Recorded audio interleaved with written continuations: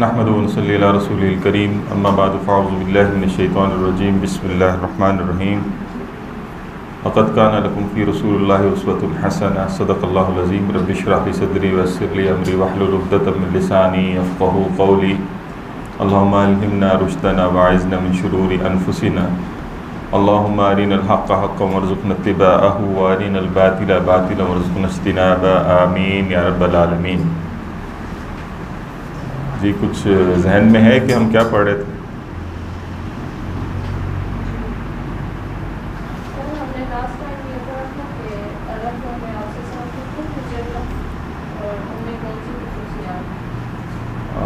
جی اس کے بعد بھی ہم نے کچھ لاسٹ کچھ ڈسکشن کے اندر مزید بھی آگے بات تھی۔ رسول اللہ صلی اللہ علیہ وسلم کا جو شجرہ ہے نا وہ ہم دیکھ رہے تھے، اور آپ صلی اللہ علیہ وسلم کا جو نسب ہے اس اعتبار سے ہم نے یہ بات کی تھی کہ وہ 3 حصوں میں تقسیم ہوتا ہے، اور اس میں سب سے اوتھینٹک تو یہی ہے کہ وہ جو 21 پشتیں ہیں جو کہ عدنان تک جاتی ہیں، اس کو رسول اللہ صلی اللہ علیہ وسلم نے خود بھی واضح کیا ہے کہ یہی سب سے اوتھینٹک حصہ ہے، اس میں کوئی شبہ نہیں ہے۔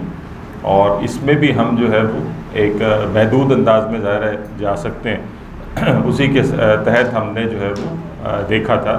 کہ محمد رسول اللہ صلی اللہ علیہ وسلم، یہ اب ان کا جو شجرہ ہم نے جس طرح سے دیکھا تھا، یہ محمد بن عبداللہ بن عبد المطلب بن ہاشم بن عبد مناف بن قصی بن کلاب، یہ جو ہے وہ قصی بن کلاب ایک آخری شخصیت تھی۔ اس میں یعنی جتنا ہم نے پڑھنا تھا اس کے اندر جو ہے وہاں سے ہم نے آغاز کیا تھا، اور عبد المطلب تک جو ہے وہ ہم آ چکے تھے، جبکہ رسول اللہ صلی اللہ علیہ وسلم کے جو والد گرامی ہیں حضرت عبداللہ جو ہیں، وہ جو ہے ان کی شخصیت ابھی زیر بحث آنا باقی تھی۔ تو آج ہم جو ہے وہ اسی سے آغاز کر رہے ہیں۔ رسول اللہ صلی اللہ علیہ وسلم کے والد جو ہیں ان کا نام عبداللہ ہے، اور ہم جانتے ہیں کہ عبد المطلب کے جو چہیتے بیٹے ہیں ان میں ان کا شمار ہوتا ہے۔ اللہ تعالیٰ نے عبد المطلب کو جو ہے وہ 10 بیٹے عطا کیے تھے۔ یہ بھی ہم پڑھ چکے ہیں کہ انہوں نے ایک منت مانگی تھی کہ اگر اللہ تعالیٰ مجھے 10 بیٹے دے گا تو ایک بیٹا جو ہے میں اللہ کی راہ میں جو ہے وہ قربان کر دوں گا۔ تو یہ منت انہوں نے مانگی تھی، اور پھر ہوا بھی یہی کہ اللہ تعالیٰ نے ان کی اس دعا کو قبول کیا اور ان کو 10 بیٹوں سے نوازا۔ انہی میں ایک جو ہے وہ عبداللہ ہے۔ تو جب وہ بڑے ہوئے، جوان ہوئے، تو نظر جو ہے وہ جو اس کے پورے کرنے کا جب وقت آیا تو عبد المطلب نے جو ہے وہ سب بیٹوں کو بلایا اور ان کے سامنے اس ساری چیز کا اظہار کیا کہ اس طرح سے میں نے یہ ایک وعدہ کیا تھا اللہ تعالیٰ سے۔ اس پر یہ کہ ان کے ہاں جو طریقہ کار رائج تھا وہ یہ بھی تھا قرآن دازی کے ذریعے سے جو ہے وہ ایک نام نکالا جائے ان 10 میں سے کس کی قربانی جو ہے وہ ہو۔ اور حبل جو ہے وہ بیت اللہ کے اندر جو ہے یہ بت نصب تھا کہ جس کے ذریعے سے سامنے یعنی فال نکالا جاتا تھا تیروں کے ذریعے سے، اور اس میں جو ہے وہ نام جو ہے وہ ہمیں آتا ہے کہ جو نام آیا قربانی کے حوالے سے وہ یعنی یا جو فال نکلا، وہ جو قرآن نکلا تو وہ تھا عبداللہ کے نام کا۔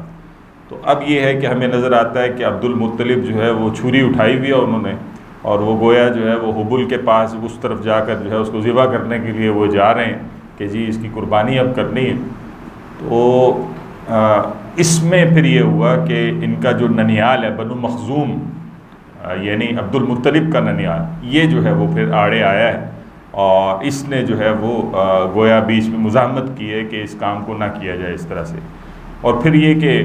جیسے ہی یہ اطلاع پہنچی ہے خود عبداللہ کے بھائیوں کو، یعنی عبد المطلب کے مزید جو اولاد بیٹے ہیں ان تک یہ اطلاع پہنچی، تو وہ بھی گویا بھاگے بھاگے جو ہے وہ پہنچے، اور انہوں نے بھی جو ہے وہ کوشش کی ہے کہ یہ کام اس طرح سے نہ ہو۔ اس کی ایک وجہ یہ بھی تھی کہ عبد المطلب کے ایک تو یہ خود بھی بڑے چہیتے بیٹے تھے، اور پھر یہ کہ باقی بھائیوں کی نسبت میں یہ بہت خوبصورت بھی تھے، اور ان کی پاک دامنی بھی جو ہے وہ مشہور تھی، اور بہرحال ہم دیکھیں گے ذبیح کہلاتے ہیں، وہ آگے جا کے دیکھیں گے کیوں کہلاتے ہیں۔ تو یہ ساری صورتحال تھی۔ تو اس پر عبد المطلب نے خود بھی ظاہر ہے بہت رنجیدہ بھی تھے کہ یہ نام آیا اور اب اس کو قربان مجھے کرنا ہے،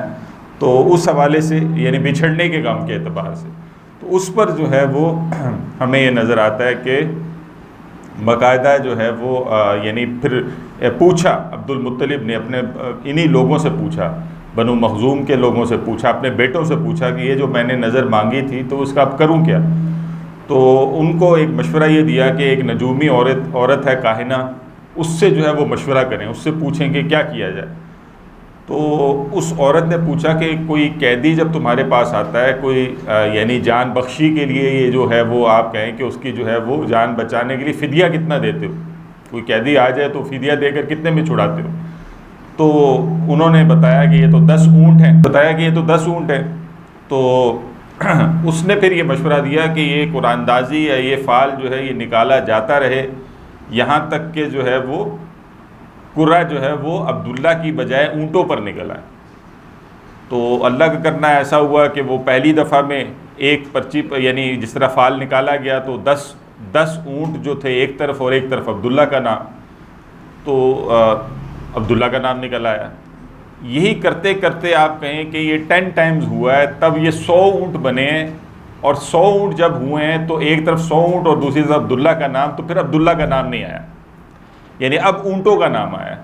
اس اعتبار سے پھر وہ 100 اونٹ تھے جن کی قربانی جو ہے وہ دی گئی ہے، اور یہ وہ فدیہ تھا کہ جس کو جو ہے وہ تصور کیا گیا کہ اللہ کے ہاں جو ہے اب یہ ایسا ہے۔ تو یہی وہ شے ہے کہ جس کو ہم کہتے ہیں کہ دیت بھی ہے نا، یعنی ایک شخص کی دیت کے اعتبار سے دیکھا جائے تو یہ بھی اسی طرح نظر آتا ہے۔ لہٰذا عرب میں جو دیت تھی اس سے پہلے وہ 10 اونٹ مقرر تھی، لیکن اس واقعے نے اس کو بھی بدل دیا، یعنی اس واقعے کے بعد جو ہے وہ 100 اونٹ ہی جو ہے وہ دیت قرار پائی۔ ہم جانتے ہیں کہ قتل کے معاملات میں خاص کر اس طرح کے اس معاملات میں قصاص ہوتی ہے یا دیت ہوتی ہے، تو دیت کا جو ہے وہ معاملہ ہمیں اس کے بعد عرب میں 100 اونٹ نظر آتا ہے۔ نبی اکرم صلی اللہ علیہ وسلم کا خود فرمان یہ ہے کہ میں 2 ذبیح کی اولاد میں سے ہوں، ایک حضرت اسماعیل علیہ السلام اور دوسرے میرے والد عبداللہ۔ ظاہر دونوں ہی کے ذباحی کا معاملہ تھا، وہاں جو ہے وہ ہمیں نظر آتا ہے کہ آپ صلی اللہ علیہ وسلم نے یہ بھی کہا کہ 2 فدیہ دیے گئے ہوئے یعنی بزرگوں کی اولاد میں سے ہوں، یعنی وہاں جو فدیہ دیا گیا تھا حضرت اسماعیل علیہ السلام کے حوالے سے وہ ہم جانتے ہیں کہ ان کو بھی تو یہی معاملہ تھا، تو وہاں جو ہے وہ ایک مینڈھا جو ہے وہ اللہ تعالیٰ نے جنت سے اتارا تھا، وہ تھا فدیہ، اور یہاں جو ہے وہ 100 اونٹ تھے جو کہ تھے فدیہ۔ بہرحال یہ پھر اونٹ جو تھے وہ یعنی ان کو وہیں ذبح کر کے وہاں مفاد عام کے لیے جو ہے وہ یعنی کوئی بھی اس سے لے لے، اپنا گوشت ووشت کھائے دیکھے، تو یہ اس طرح سے جو ہے وہ یہ ساری صورتحال ہوئی۔ اب اس نظر کے واقعے کے بعد جہاں اس سے قبل بھی جو ہے وہ عبداللہ جو تھے وہ آپ سمجھیں کہ اس علاقے میں ایک اچھی پہچان رکھتے تھے، اور اس میں ان کو جو ہے وہ اپنے یعنی نوجوانی اور خوبصورتی کی وجہ سے مشہور بھی تھے، تو عظمت اور بھی بڑھ گئی ان کی، ٹھیک ہے، اور بھی بڑھ گئی۔ چنانچہ جو ہے وہ ہر ایک کی خواہش تھی کہ جو ہے وہ ان کے گھر کی جو خاتون ہے یا بیٹی ہے تو اس کا نکاح جو ہے وہ عبداللہ سے ہو، تو اس پر جو ہے وہ یعنی بہت آفرز آئیں، لیکن یہ کہ ہم جانتے ہیں کہ اللہ کے ہاں جو نکاح طے تھا عبداللہ کے لیے وہ تھا جو کہ آمنہ بنت وہب کا ہمیں نظر آتا ہے۔ حضرت آمنہ جو ہے وہ آمنہ بنت وہب بن عبد مناف بن زہرہ بن کلاب، یہ جو ہیں ان سے جو ہے وہ عبداللہ کا نکاح جو ہے وہ طے ہوتا ہے یا شادی کا معاملہ ہمیں نظر آتا ہے۔ حضرت آمنہ بھی جو ہے یہ قریش کی معزز خواتین میں ان کا شمار ہوتا ہے، اور بنو زہرہ کے جو سردار ہے وہب ان کی جو ہے یہ بیٹی، اور یہ شادی ہونے کے بعد جو ہے وہ یعنی مکہ جو ہے وہ رخصت ہو کر آئی۔ کچھ ہی وقت گزرا تھا، ان کا تعلق بھی مدینہ سے تھا، تو کچھ ہی وقت گزرا تھا تو عبداللہ کو جو ہے وہ پھر عبد المطلب نے کھجوروں کے حوالے سے مدینہ بھیجا، اور پھر وہاں پر ان کا انتقال بھی ہو جاتا ہے۔ بڑی ارلی یہ انتقال ہوا۔ ایک رائے یہ پائی جاتی ہے، دوسری رائے یہ پائی جاتی ہے، اور کچھ اہل سیر نے جو ہے وہ اس حوالے سے آگاہ کیا کہ تاجروں کا ایک قافلہ شام جا رہا تھا،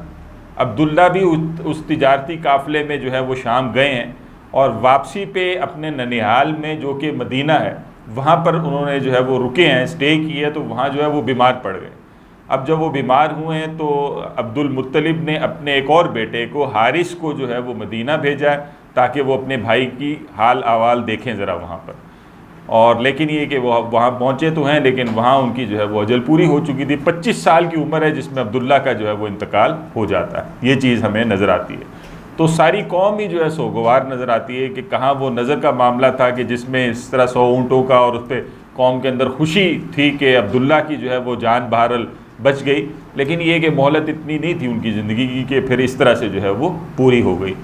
اس میں مرثیے بھی کچھ کہے ہیں. آپ دیکھیں اگر الرحیق المختوم اٹھا کر دیکھیں تو وہاں جو ہے حضرت آمنہ نے بھی اپنے شوہر کے غم میں بھی کچھ مرثیہ کہا, تو وہاں پہ آپ کو وہ الفاظ مل جائیں گے. ابھی موقع نہیں ہے کہ اس کو یہاں پر جو ہے وہ بیان کیا جائے,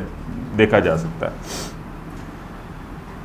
اگر ترکے کی بات کریں, یعنی جو چھوڑا ہے عبداللہ نے وفات کے بعد, وہ ہے 5 اونٹ, بکریوں کا جو ہے گلہ کہہ لیجئے کہ وہ ہے, ریوڑ ہے, اور ایک حبشی لونڈی تھی, حبشی لونڈی جن کا نام برکت تھا, لیکن وہ اپنی کنیت کے نام سے زیادہ مشہور ہیں, اور آج بھی جو ہے وہ آپ ان کو کنیت کے نام سے تو ضرور ہی جانتے ہوں گے. وہ ہیں ام ایمن, ان کا اصل نام برکت ہے. تو ام ایمن رضی اللہ تعالیٰ عنہ ایمان بھی لے آئے. تو ان کا جو ہے وہ معاملہ ہے کہ انہوں نے رسول اللہ صلی اللہ علیہ وسلم کو پھر گود کھلایا. یہ چیزیں ہمیں نظر آتی ہیں. حضرت عبداللہ کے انتقال کے حوالے سے بھی 2 رائے پائی جاتی ہیں. اکثر کا خیال یہ بھی ہے کہ آپ صلی اللہ علیہ وسلم کی پیدائش نہیں ہوئی تھی, اور یہ کہ انتقال ہوا ہے عبداللہ کا. ہاں البتہ آمنہ جو ہیں وہ اس وقت جو ہے وہ حمل سے تھیں, لہٰذا جو ہے وہ بعد میں رسول اللہ صلی اللہ علیہ وسلم جو ہے وہ ان کا معاملہ. لیکن بعض اہل سیر جس میں ابن حشام بھی ہیں, اور ابن حشام کا شمار یہ ذہن میں رکھیے کہ سیر نگاروں میں قدیم جو یعنی ریفرنس بکس جو کہلاتی ہیں نا, اس میں سیرت ابن حشام بھی ہے. یہ ابن اسحاق کے جو ہے وہ اسٹوڈنٹ ہیں, اور ابن اسحاق تو بالکل ہی اوائل میں, یعنی آپ سمجھیں کہ سیرت پہ ان کا بہت بڑا مقام ہے, ابتدائی مقام, بہت بڑا مقام ابن اسحاق کا, اور انہی کے ساتھ پھر ان کے اسٹوڈنٹ ہیں ابن حشام. تو ان کی رائے جو ہے وہ یہ ہے کہ آپ صلی اللہ علیہ وسلم کی پیدائش جو ہے وہ عبداللہ کی یعنی زندگی ہی میں ہوئی ہے, اور 2 مہینے کے بعد جو ہے وہ آپ صلی اللہ علیہ وسلم کی جو ہے وہ پیدائش کے بعد جو ہے وہ انتقال ہوا ہے عبداللہ کا. تو بہرحال یہ کچھ رائے جو ہے وہ پائی جاتی ہے, ملتی ہے. تو یہ تو ہم نے جو ایک مختصر سا دیکھ لیا خود عبداللہ کی زندگی کو, جو کہ رسول اللہ صلی اللہ علیہ وسلم کے والد گرامی ہیں, اور یہ بات جو ہے وہ ہمارے سامنے اس طرح سے آتی ہے. اچھا, اب ہم جو ہے وہ دیکھنا چاہیں گے کہ اب ہم آپ دیکھیں کہ وہاں سے چلتے چلتے اب ہم خود رسول اللہ صلی اللہ علیہ وسلم کی ذات تک پہنچ گئے ہیں, اور یہ وہ سیرت کے اب وہ ڈائریکٹ یعنی آپ کہیں کہ رسول اللہ صلی اللہ علیہ وسلم کی زندگی ہے جو اب یہاں سے جس کا آغاز ہوا چاہتا ہے, اور جس کی تفصیلات اور جس کے معاملات سارے انشاءاللہ ہمارے سامنے آتے چلے جائیں. ابھی جو پہلا حصہ یا جس کی طرف ہم نے توجہ کرنی ہے وہ رسول اللہ صلی اللہ علیہ وسلم کی وہ زندگی ہے جو کہ نبوت سے قبل کی زندگی ہے. وہ کتنی ہے بھلا؟ 40 سال ایسی زندگی ہے جو رسول اللہ صلی اللہ علیہ وسلم کی نبوت کے اظہار سے قبل کی زندگی ہے. اس کو پڑھنا کیوں ضروری ہے آپ کے خیال میں؟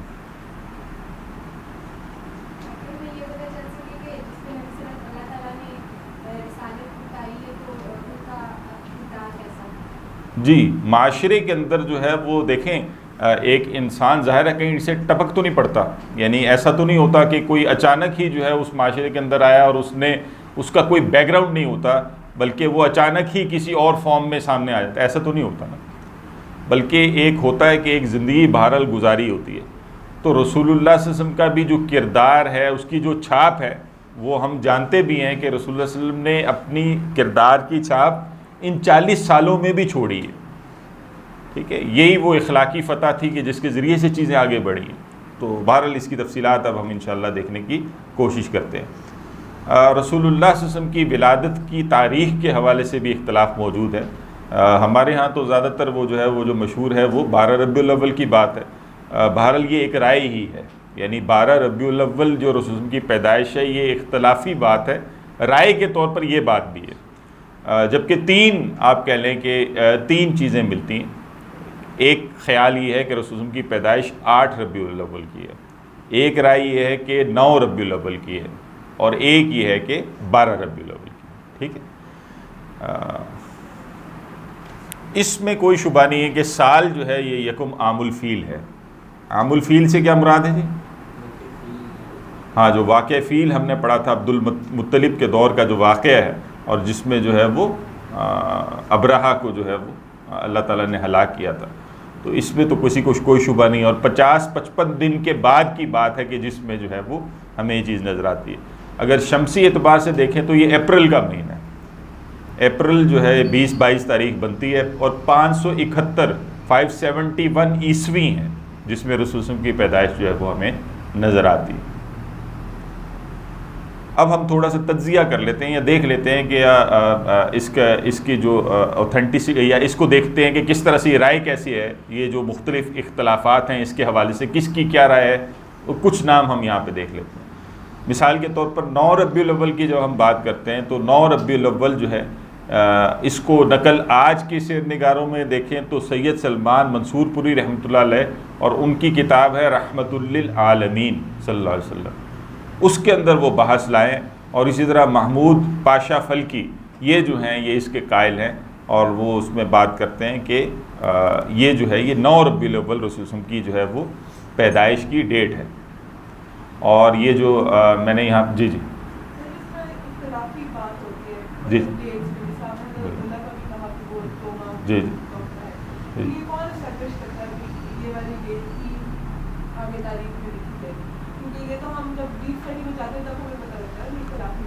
جی جی جی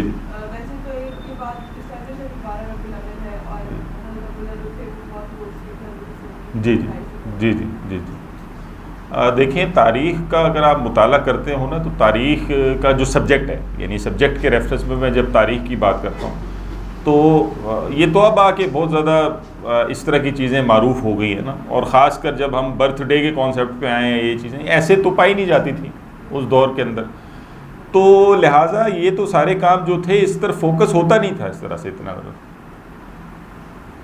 اب میں چلے آپ کو مثال دیتا ہوں، میرے بچے ہیں نا، تو اب میرے گھر میں بالکل رواج نہیں ہے برتھ ڈے کا، لہٰذا آپ مجھ سے پوچھیں نا کہ تاریخ کیا ہے تو مجھے بتانا مشکل ہو، میں دیکھوں گا ڈاکیومنٹس میں سے بتا دوں گا، ایسی بات تو ہے. اچھا یہ جو اختلاف ہو جاتے ہیں یہ اختلاف تاریخ میں ہمیشہ مختلف چیزوں پہ اختلاف رہتا ہے، لیکن اس جگہ کچھ اللہ کی حکمت بھی نظر آتی ہے. وہ حکمت نظر یہی آتی ہے کہ ہم نے جو کرتے ہیں نا، پھر جب ہم یہ جو ہم برتھ ڈے منانے کے چکر میں جو پھر ہم کرتے ہیں، یعنی اگر یہ بالکل پکی ٹھکی باتیں ہونا شروع ہو جائیں تو اللہ نے بہرحال اس میں مجھے لگتا ہے کہ اس کے اندر اس کی اللہ کی حکمت یہ ہے کہ اس کے اختلاف میں یہی خیر ہے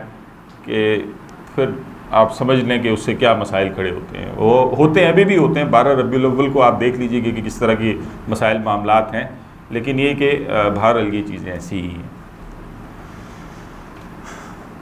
یہ جو آپ کو کتاب ریکمنڈ کی گئی ہے الرحیق المختوم سیف الرحمن مبارک پوری رحمۃ اللہ علیہ، ان کا بھی جو ہے موقف یہ 9 ربیع الاول ہی کا ہے. 8 ربیع الاول کے حوالے سے جو جدید اس میں دیکھیں گے تو ادریس کاندلوی رحمۃ اللہ علیہ، یہ محدث بھی ہیں بہت ہی ایک، اور سیرت پر ان کا جو کام ہے وہ بڑا قابل تحسین ہے. یعنی ان کی 3 جلدوں پر مشتمل ہے سیرت مصطفیٰ صلی اللہ علیہ وسلم، تو اس کے اندر وہ جو ہے وہ 8 ربیع الاول کے حوالے سے دلائل بھی، یعنی اصل میں یہ جب اختلافات ہوتے ہیں نہیں صرف اس طرح نہیں ہوتا. یہ ابھی تو ظاہر ہے ہم اس طرح کی بحث میں پڑھ نہیں رہے، ہمارا وہ ٹاپک اس طرح کا نہیں ہے کہ ہم اس ڈیٹیل میں زیادہ جائیں، ورنہ جو محقق ہوتے ہیں جو تاریخ میں جا کے پھر کوئی ظاہر ہے رائے قائم کرتے ہیں تو وہ کوئی ہیپیزڈلی نہیں ہوتی، کوئی رینڈملی نہیں ہوتی، کوئی ایسا نہیں ہوتا کہ وہ اچانک یعنی کوئی ویسے کسی سے اختلاف کے لیے کسی نے رائے گھڑ لی ہے، بلکہ علمی طور پر دلائل ہوتے ہیں، ٹھیک ہے، کہ جس کے تحت اس طرح کی رائے جو ہے وہ قائم ہوتی ہے. اور ابن اسحاق اور ابن حشام نے بہرحال جو ہے 12 ربیع الاول کے لیے جو ہے وہ کہتے ہیں کہ رسول کی پیدائش اس دن ہوئی تھی. تو بہرحال یہ تینوں تاریخیں ہیں جس پر جو ہے وہ ہمیں یہ چیزیں نظر آتی ہیں، اگرچہ کہ آپ کو یہ پتہ ہونا چاہیے کہ رسول اللہ صلی اللہ علیہ وسلم کی وفات میں کسی کا کوئی اختلاف نہیں ہے، وہ 12 ربیع الاول ہی کو ہے. اچھا اب کچھ چیزیں ہم دیکھتے ہیں کہ جو رسول اللہ صلی اللہ علیہ وسلم کی پیدائش کے ساتھ پھر غیر معمولی ہمیں نظر آتی ہیں، وہ احادیث میں بھی ہمیں ملتا ہے اور وہ سیرت نگاروں نے بھی اس کو نقل کیا ہے، ٹھیک ہے نا. یعنی ابن سعد جو ہیں، یہ ابن سعد خود ایک بہت اچھے سیرت نگار بھی ہیں، وہ یہ ان کی روایت کے مطابق کہ آپ صلی اللہ علیہ وسلم کی جو والدہ تھی ان کا بیان ہے جس کو وہ نقل کرتے ہیں، اور وہ یہ ہے کہ جب آپ صلی اللہ علیہ وسلم کی ولادت ہوئی تو میرے جسم سے ایک نور نکلا جس نے ملک شام تک کو روشن کر دیا. اب اس سے ایگزیکٹلی کیا میننگز ہیں یہ بڑا مشکل ہے یعنی اس کو بتانا، لیکن یہ کہ ایک آپ سمجھیں کہ یہ اس طرح کی سٹیٹمنٹ ہے جو کہ ہمارے سامنے آتی ہے. اسی طرح حضرت عثمان بن ابی العاص رضی اللہ تعالیٰ جو ہے ان کی والدہ جو بیان کرتی ہیں، اور ان کا نام ہے فاطمہ بنت عبداللہ، وہ یہ بیان کرتی ہیں کہ میں نے آپ صلی اللہ علیہ وسلم کی پیدائش کے وقت میں جو تھی وہ آمنہ کے پاس موجود تھی، اور میں نے دیکھا کہ تمام گھر جو ہے وہ نور سے بھر گیا ہے، اور میں نے دیکھا کہ آسمان کے ستارے جھکے ہوئے ہیں اور یہاں تک کہ مجھے یہ شبہ ہوا کہ وہ ستارے جو ہے وہ مجھ پر آ گریں گے، یعنی یہ ایک فیلنگ ہے جس کا وہ اظہار کر رہی ہیں۔ اچھا، اس میں کچھ تعبیرات کی گئی ہیں، لیکن ظاہر ہے جو تعبیر ہوتی ہے وہ ایک اندازہ ہوتا ہے، اصل چیز اللہ ہی جانتا ہے، ٹھیک ہے۔ ایک تعبیر یہ کی گئی ہے کہ یہ جو ستاروں کا جھکنا ہے اور ایک نور کا جو ہے وہ برآمد ہونا ہے، اصل میں یہ استعارہ ہے کہ نور سے مراد جو ہے وہ اصل میں نور ہدایت ہے، اور ستاروں کے جھکنے سے مراد اصل میں شرک کا زوال ہے، کیونکہ ستاروں کو بھی پوجا جاتا تھا نا، آپ جانتے ہیں۔ تو وہ استعارہ ہے اس بات پر کہ شرک کا جو نمائندگی کر رہے ہیں وہ کر رہے ہیں، اور ادھر جو نور جس چیز کی نمائندگی ہے وہ ہدایت کی ہے۔ گویا اب ہدایت غالب ہوا چاہتی ہے اور شرک جو ہے وہ مغلوب ہوا چاہتا ہے۔ تو بہرحال یہ ایک تعبیر ہے جو کہ کی گئی ہے، واللہ اعلم۔ اسی طرح سے مستدرک حاکم اور مسند احمد، یہ محدثین نے جو نقل کی ہیں کتابوں میں، حاکم نے اور احمد نے، وہ بھی یہی کہتے ہیں، اور وہ پہلے ہی بیان کی تصدیق ہے کہ آپ صلی اللہ علیہ وسلم کی جو والدہ ماجدہ ہیں انہوں نے ایک نور دیکھا، اور ولادت سے قبل، ولادت کے وقت، جس سے شام کے جو ہے وہ محل روشن ہو گئے، ٹھیک ہے۔ پھر ہم یہ دیکھتے ہیں کہ رسول اللہ صلی اللہ علیہ وسلم کا جو نام رکھا جانا ہے اور ان کا جو عقیقہ ہے، یہ ہمیں نظر آتا ہے 7ویں دن جو ہے وہ نام رکھا گیا ہے، اور نام جو تجویز کیا گیا ہے وہ عرب میں معروف نہیں تھا، یعنی یہ نام کسی اور کا نہیں ملتا آپ کو عرب میں، اور وہ ہے محمد، ٹھیک ہے، یعنی جو ہر لحاظ سے قابل تعریف ہے۔ تو یہ نام جو ہے وہ اصل میں رسول اللہ صلی اللہ علیہ وسلم کو کس نے دیا ہے، یعنی کس نے رکھا ہے؟ یہ عبد المطلب ہیں، رسول اللہ علیہ وسلم کے جو دادا ہیں، انہوں نے جو ہے یہ نام جو ہے وہ رکھا۔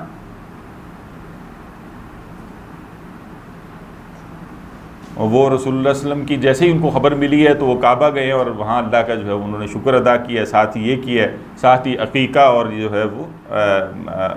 یہ چیزیں نظر آتی ہیں ہمیں، اور 7ویں دن نام جو رسول اللہ صلی اللہ علیہ وسلم کا رکھا جانا نظر آتا ہے۔ خود رسول اللہ صلی اللہ علیہ وسلم کی ہدایات بھی ہیں نام کے حوالے سے، یہ ہے کہ اپنی اولاد کا بہترین نام رکھو، اچھا نام رکھو۔ اچھے نام سے مراد ہے کہ اس کے اندر شرک نہیں پایا جائے۔ نامی کی بات ہو رہی ہے تو ہمارے ہاں بھی بعض دفعہ وہ بالکل نام تو رکھے جاتے ہیں، لیکن نئے کے چکر میں ہم دیکھتے نہیں کہ ہم کیا رکھ رہے ہیں، تو کچھ چیزوں کا لحاظ رکھا جانا چاہیے، کیونکہ اولاد کو جو بہترین تحفہ جو ہے وہ، ایک حدیث مجھے ذہن میں آ رہی ہے اس کا مفہوم، کہ جس میں رسول اللہ صلی اللہ علیہ وسلم نے یہ بات واضح کی ہے کہ جو بہترین تحفہ ابتدائی طور پر دیا گیا ہے کسی کو، وہ یہی ہے کہ اس کا نام جو ہے وہ صحیح رکھا جائے۔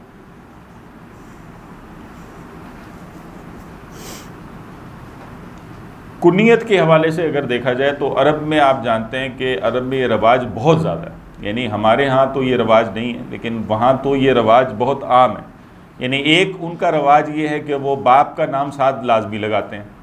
یعنی محمد نہیں کہیں گے، وہ محمد بن عبداللہ کہیں گے ہمیشہ جب بھی کہیں گے، ٹھیک ہے، یا آج بھی نام وہ ایسے ہی لیں گے، ٹھیک ہے۔ لیکن یہ کہ ہمارے ہاں ظاہر ہے وہ ایک سنگل اس کا جو بندے کا نام ہے وہی عموماً لیا جاتا ہے۔ اور دوسری یہ کہ ہمارے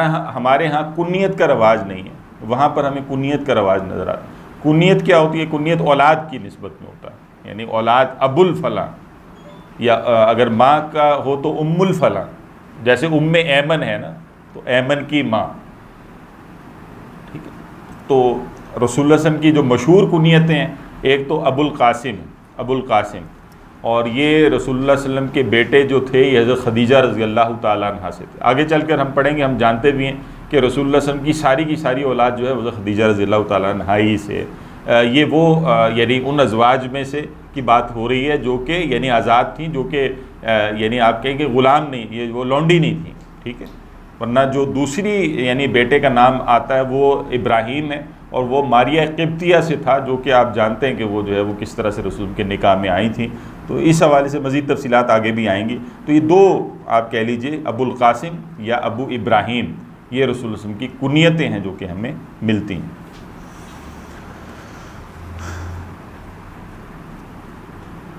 اچھا، اب ہم جس بات کو شروع کر رہے ہیں وہ ہے رضاعت کا معاملہ، یعنی دودھ پلانے کا معاملہ۔ ہمیں یہ نظر آتا ہے کہ عرب میں ایک رواج تھا،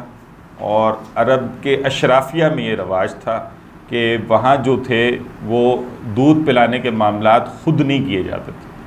بلکہ اس کو جو ہے وہ آگے دائیاں آتی تھیں ان کے سپرد کیا جاتا تھا۔ ابھی رکھ دوں گا کہ کیوں ہوتا تھا ایسا، اور اس کی بڑی زبردست حکمتیں کہ کیوں ہوتا تھا، وہ ابھی ہم دیکھ لیں گے انشاءاللہ، لیکن بہرحال ہوتا ایسے تھا۔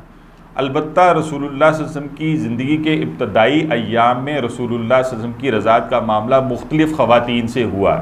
یعنی ابتدائی 3-4 دن تو حضرت آمنہ نے خود اس معاملے کو دیکھا ہے، لیکن اس کے بعد جو ہے وہ ایک جو ہے وہ آزاد کردہ لونڈی تھی، اور وہ بھی آزاد ایسے ہی کی گئی تھی کہ رسول اللہ صلی اللہ علیہ وسلم کی خوشی میں ابو لہب جو کہ رسول کا چچا تھے، یہ دوسرا چچا تھے اسے ابو طالب کے بھائی، تو اس میں جو ہے وہ ان کی جو لونڈی تھی سویبہ اس کا نام ہے، سویبہ، اس کو لوگ نا صوبیہ پڑھتے ہیں، صوبیہ نہیں تھا نام، سویبہ ہے، ٹھیک ہے، تو انہوں نے بھی جو ہے وہ رسول اللہ صلی اللہ علیہ وسلم کو جو ہے وہ دودھ پلایا ہے۔ اور اسی طرح سے جو حضرت حمزہ رضی اللہ تعالیٰ عنہ ہیں، یہ ہم جانتے ہیں کہ رسول کے چچا ہیں، لیکن یہ چچا زاد یعنی رسول کے جو ہے یہ دودھ شریک بھائی بھی بنتے ہیں ایک نسبت میں، یعنی عمروں کا معاملہ تقریباً ایک جیسا تھا، تو انہوں نے بھی دودھ یعنی ایک جو ہے وہ بنی سعد سے رسول اللہ صلی اللہ علیہ وسلم نے بھی دودھ پیا ہے خاتون سے، تو انہی سے جو ہے وہ معاملہ حضرت حمزہ کا بھی، لہٰذا اس اعتبار سے جو ہے یہ ایک بات بھی مزید جو ہے وہ ذہن میں رہنی چاہیے۔ اب وہ جو دستور ہے اس کی تھوڑی حکمتوں کو ہم دیکھ لیتے ہیں کہ کیوں ایسا تھا، اور یعنی یہ دودھ کیوں باہر پلایا جاتا تھا۔ پہلی بات تو یہ جان لیں کہ رسول اللہ صلی اللہ علیہ وسلم کی زندگی میں یہ جو ابتدائی ایام تھے اس میں کیوں اگلا میتھڈ اڈاپٹ نہیں کیا گیا، یعنی وہ دائی کا آنا اور دائی نے دودھ کے حوالے سے لے کر جانا، یہ معاملہ اس لیے نہیں پیش آ سکا ابتدائی دنوں میں کہ یہ ان کا موسم ہوتا تھا، ایک خاص وقت میں آتی تھیں اور یہ گاؤں دیہاتوں سے آ کے جو ہے وہ بچوں کو لے جاتی تھیں، تو ابھی وہ وقت آیا نہیں تھا، تو چند دن جو ہے وہ اس طرح گزرے۔ اب اس کا فائدہ کیا تھا؟ فائدہ یہ تھا کہ 2 وجوہات تو کم از کم ذہن میں رکھ لیں۔ ایک تو بات یہ ہے کہ یہ آؤٹر ایریا سے آتی تھیں، گاؤں دیہاتوں سے ان کا آنا ہوتا تھا، تو عرب اس بات کو پسند کرتے تھے کہ گاؤں دیہاتوں کی ہوا فضا وہ کھلی ہے، اس کے اندر جو ہے وہ ایک تو مطلب ایک کھلی ہوا میں جو ہے وہ بچہ سانس لے گا تو اس کے اندر تندرستگی کے معاملات زیادہ بہتر ہوں گے اور وہ زیادہ توانا ہوگا، ایون وہ جو ہے وہ ذہین بھی بہتر ہوگا۔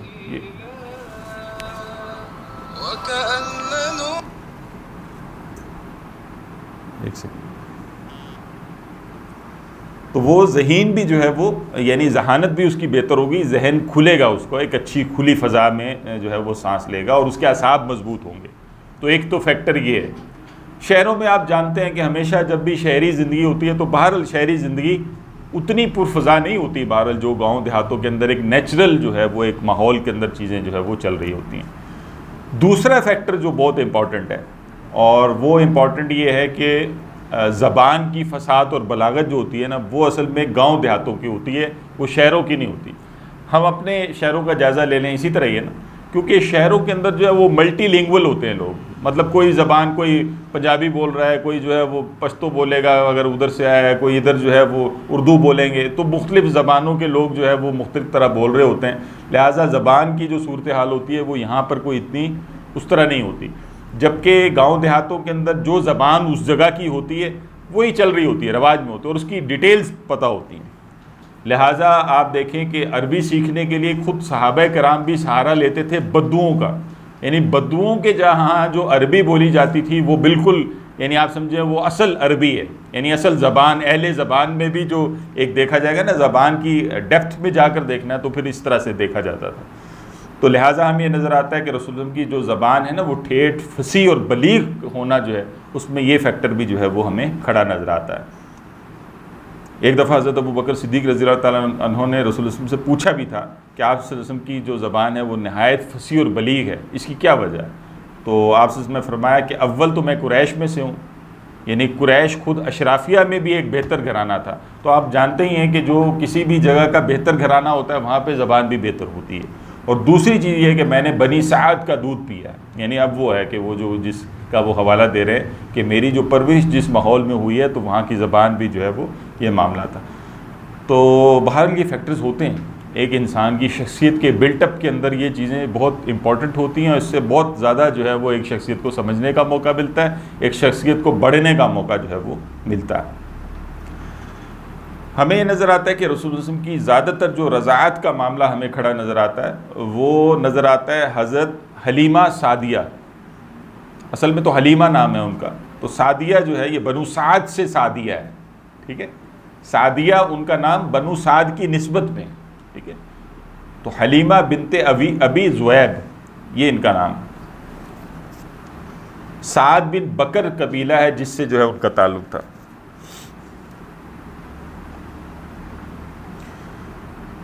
وہ اپنے حالات کو خود کچھ بیان کرتی ہیں جس کو پھر سیرت نگار آگے جو ہے وہ پہنچاتے ہیں۔ وہ یہ کہ یعنی ایک تو یہ تھا کہ مکہ میں آنے والوں کا جو ہے نا وہ ایک معاملہ یہ تھا کہ مکہ میں ہر سال دائیوں کا آنا یہ تو دستور تھا، یعنی ہر ایک کو پتہ ہی تھا کہ اس طرح سے جو ہے وہ ہوتا ہے، تو یہ اپنے شوہر اور اپنے شیر خوار بچے کے ساتھ جو ہے وہاں پر آئیں، باقی اپنی سہیلیوں کے ساتھ ان کا جو ہے وہ آنا ہوا۔ سواری جو ان کے پاس تھی وہ ایک انتہائی لاغر قسم کی اونٹنی تھی، ٹھیک، اور بلکہ گدھی تھی جس کے اوپر یہ سوار ہو کر جو ہے وہ آئی ہیں۔ البتہ ان کے پاس پیچھے ایک اونٹنی بھی تھی، وہ بھی لاغری تھی، اس کا بھی جو ہے وہ آپ سمجھیں اس سے کوئی دودھ حاصل نہیں ہوتا تھا، ٹھیک ہے، تو یہ تنگی تھی، یہ غریب یعنی فیملی تھی، اور ساتھ ہی ان کا اپنا معاملہ بھی یہ تھا کہ یہ رضاعت کی اہلیت اس طرح سے رکھتی نہیں تھی، لیکن اب یہ کہ وہ اب ظاہر ہے جب باقی گئی ہیں تو ایک آپ کو پتہ ہے کہ اس میں یہ نکلی تھی، اور اس میں جو ہے وہ رسول اللہ صلی اللہ علیہ وسلم کی یعنی یہاں پر جب دائیاں آئی ہیں اور انہوں نے جو ہے وہ یعنی معاملات کیے ہیں تو رضاعت کے اعتبار سے جو ہے وہ سب کی پریفرنس میں رسول اللہ صلی اللہ علیہ وسلم کہیں نہیں تھے۔ اس کی وجہ یہ ہے کہ رسول اللہ صلی اللہ علیہ وسلم جو تھے وہ یتیم تھے، اور یتیمی کی وجہ سے جو ہے وہ آپ صلی اللہ علیہ وسلم کا معاملہ ایسا تھا کہ یعنی ایک ہوتا ہے نا کہ ایک یعنی جو دائیاں آتی تھیں وہ فری آف کاسٹ یہ کام نہیں کر رہی ہوتی تھی، بلکہ اس کی تو ظاہر ہے کوئی قیمت لینی ہے انہوں نے، اور جہاں پر باپ موجود ہے تو باپ اچھی قیمت دے گا، اب جس کا باپ سر پہ نہیں ہے تو اس کو قیمت بھی یعنی ایک عام فہم بات ہے کہ اس طرح شاید نہیں ملے گی، لہٰذا ہمیں یہ نظر آتا ہے کہ آخر میں اگر کوئی بچہ بھی ہے تو رسول صلی اللہ علیہ وسلم بچے ہیں، اور ادھر کوئی اگر کوئی دائی بچی ہے تو وہ حضرت حلیمہ جو ہے وہ بچی ہیں۔ تو اس اعتبار سے جو ہے وہ پھر انہوں نے اپنے شوہر سے مشورہ کیا ہے کہ کیا میں جو ہے وہ محمد کو جو ہے وہ گود لے لوں، تو انہوں نے کہا کہ آپ لے لیجئے، اس میں کوئی حرج نہیں ہے، اور اللہ انہی کو ہمارے لیے باعث برکت بنائے گا۔ تو ظاہر ان کو پتہ تو نہیں تھا یہ ساری صورتحال، لیکن پھر یہ کہ ہمیں یہ نظر آتا ہے کہ اللہ کی طرف سے خصوصی برکتوں کا نزول جو ہے وہ نظر آتا ہے، یعنی جیسے ہی رسول اللہ صلی اللہ علیہ وسلم کو انہوں نے حاصل کیا ہے تو اللہ تبارک و تعالیٰ نے جو ہے وہ حضرت حلیمہ کو خود جو ہے وہ اس قابل بنا دیا کہ وہ قابل رضاعت ہو گئی، یعنی وہ ان کے اندر صلاحیت یہ اللہ تعالیٰ نے جو ہے وہ پیدا کر دی، اور نہ صرف یہ کہ رسول اللہ صلی اللہ علیہ وسلم کے لیے اس قابل ہوئی بلکہ جو اپنا شیر خوار بچہ تھا اس سے قبل تو وہ بیچارہ بھوک کی وجہ سے رویا ہی کرتا تھا، لیکن اب اس کو بھی جو ہے وہ معاملہ اس کا حل ہو گیا۔ اسی طرح سے شوہر ان کا حیران ہوا، وہ اپنی اونٹنی کو دھونے گیا تو پتہ یہ چلا کہ وہاں پہ بھی جو ماشاءاللہ دودھ ہے وہ صحیح اترا ہوا ہے، اور اس میں بھی جو ہے وہاں سے بھی جو ہے ان کا جو ہے سیر ہو کر جو ہے وہ حلیمہ نے اور ان کے شوہر نے جو ہے وہ دودھ پیا اونٹنی کا۔ شوہر کے الفاظ بھی ملتے ہیں اس جگہ پر، وہ کہتے ہیں کہ اے حلیمہ اچھی طرح سمجھ لو، اللہ کی قسم تم نے بہت مبارک بچے کو جو ہے وہ اپنے ساتھ لیا ہے۔ تو حلیمہ نے کہا کہ بے شک ایسا ہی ہے، اور میں اسی پر یقین رکھتی ہوں، مطلب مجھے اللہ تعالیٰ سے اسی چیز کی توقع ہے۔ اور پھر ایک اور عجیب و غریب واقعہ یہ ہوتا ہے کہ جب وہ آئی تھیں حضرت حلیمہ